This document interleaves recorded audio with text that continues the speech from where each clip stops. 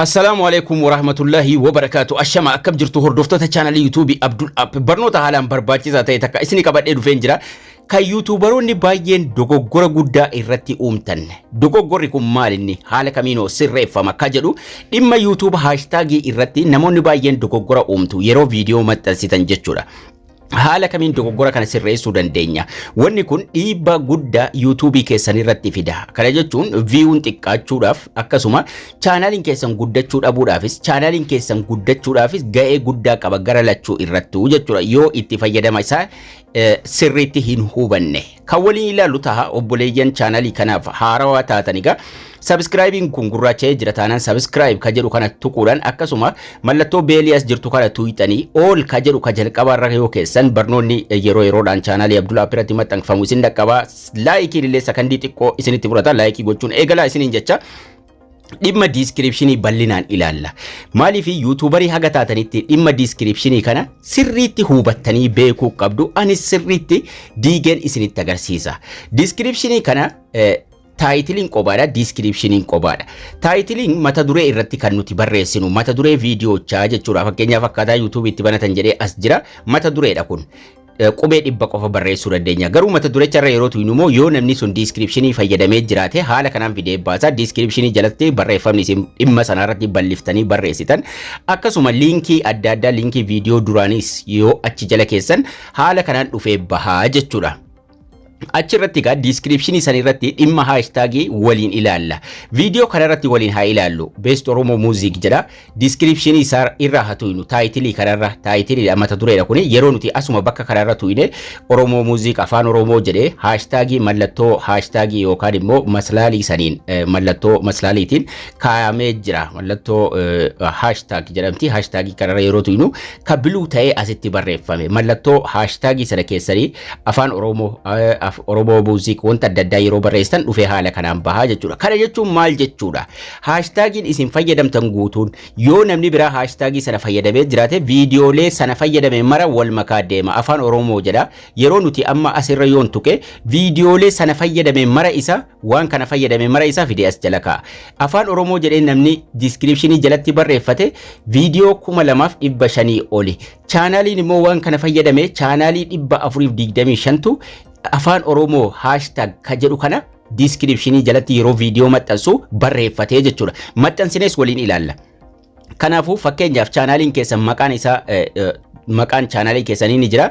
Afaan Oromoo hashtagii isin fayyadamtaniinis namni video sana argachuu danda'a. Video wal fakkaatas walitti makaa deemaa jechuudha.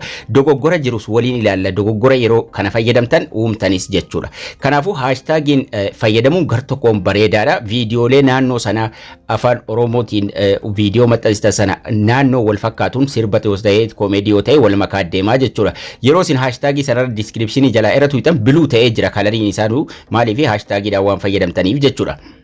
Akkasuma yeroo searchii gootanis searchii irratti fakkeenyaaf ni Oromo Music afaan Oromoo jennee yeroo searchii godhu hashtagii viidiyoolee akka sana fayyadaman viidiyoo meeqa akka ta'e bakka tokkotti walitti hidhee jira. Namoonnis sanarra walitti suggest godhaa deema YouTubein illee jechuudha. Dogoggorri uumamu achirratti maal akka ta'es description irratti waliin barreessine waliin ilaallaa jechuudha. Dogoggorri guddaan achirratti isin uumtan jechuudha. Tokkoffaa hashtagii yeroo barreessitan jechuudha.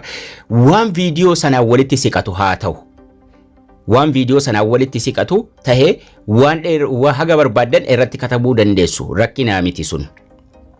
Garuu walitti siqtanii osoo gidduu jara hin banin barreessuu qabdu. Waan video sanaanis walitti siqatu ta'uu qabu jechuudha. Fakkeenyaaf ida'uu kana tuqnee upload ka jedhu kana tuquudhaan video tokko waliin haa maxxansinu. Gariin immoo mata duree fa'aa osoo hin barreessin maxxansitu jechuudha. Video tokko callisee kan kanaaf qopheesse irra galchee waliin ilaalla jechuudha. Mata duree osoo hin barreessin calliftaniituma asii video filattanii next tuqxu calliftanii suuraan irra jiru mata duree hin qabu calliftanii maxxansitu. Akkaataa video itti maxxansan duraan barsiiseen jira. Next tuyna. Next yeroo tuyne kaane inni jalqaba maal inni create title bakka jedhu kanarra tuquudhaan mata duree viidiyochaa irratti barreessinaa jechuudha. kan namni fuulduratti mata duree viidiyochaa argu waan viidiyochaa wal fakkaatu waan nama hawwatu waan namni sun irra tuquu danda'u namni biraa yeroo chaanaalii sana yookiin viidiyoo sana arge tokkoffaa mata duree isaa argaa lammaffaa suuraa irra jiru dubbisa kanaan yoo isa hawwate viidiyoo sanarra tuqee daawwata viiyuun isaa guddataa deemaa jechuudha.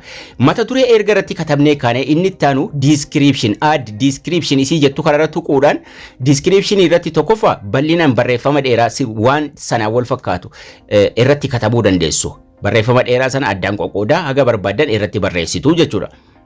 Inni ittaanu haashtaagii ofii keessanis tokko tokkoon barreessuu dandeessu. Inni nuu isiniif fida yeroo isin waan ta'e barreessitan irra tuttuqataa deemtu. Afaan Oromoo muuziik, Itoophiyaan Oromoo muuziik, yoo muuzikaa waan adda addaa hojjettanii jiraattan jechuudha. Yoo piraankii ta'e waan piraankii walitti dhiyaatu piraankii Afaan Oromoo piraank, Itoophiyaan Oromoo piraank waan jedhu waan akkasii kadha mallattoo haashiitiin osoo walirraa hin siqsin. Fakkeenyaaf ka jalqabaa yoo ilaaltan afaan Oromoo walitti aanee barreeffamee jira jechuudha. Ofii keessanis yoo barreeffachuu barbaadan mallattoo haashii kana keessuu mallattoo haashii kana kaa'uudhaan waan feetan qubee barbaadan walitti aansitanii barreessitu. Fakkeenyaaf asitti Abdul App jedheen barreessee walitti aanee walirraa siquu hin qabu jechuudha yoo jechoota lama tahan. Sadii isa ta'uu waan feetanii adda qooda walitti aansitanii barreessitu sanaan booda xiyya kana tuquudhaan duubatti deebinaa jechuudha. Kana jechuun mata duree barreessineerra description box irrattis kana finnee keenyeerra. Erga kana keenyee kana inni ittaanu maal inni taayitilii barreessinee mata duree barreessine bakka gubbaa jirtu kana tuquudhaan suuraa irra kaayuu dagachuu hin qabdan yeroo mara.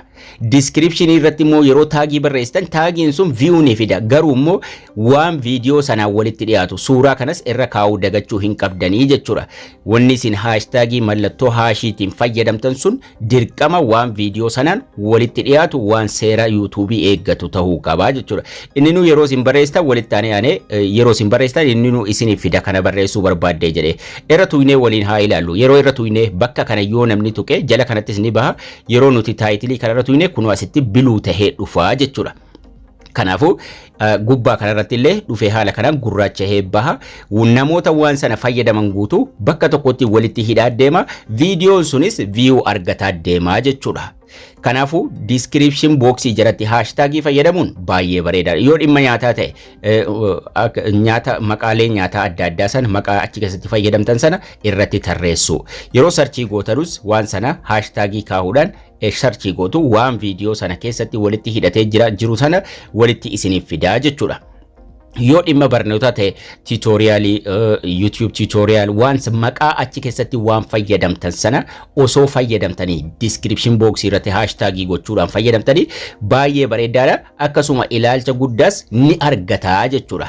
Kanaafuu nyaata hojjetan taanaan waan nyaata keessatti fayyadamtan sana akka hashtagiitti qubee tokko jechoota lamaan sadiin godha yoo fayyadamtan baay'ee bareedaadha. Xibsii hojjetan taanaan xibsii foon wantoota achi keessa jiran akka feetanii irratti fayyadamuu dandeessu jechuudha. Baay'ee salphaadha.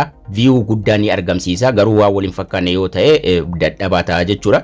Barnoonni keenyas kana fakkaata karraa barattan abdii guddaan qaba. Haga barnoota kutaa itti aanu walitti deebinutti turtii gaarii nagayaan tura.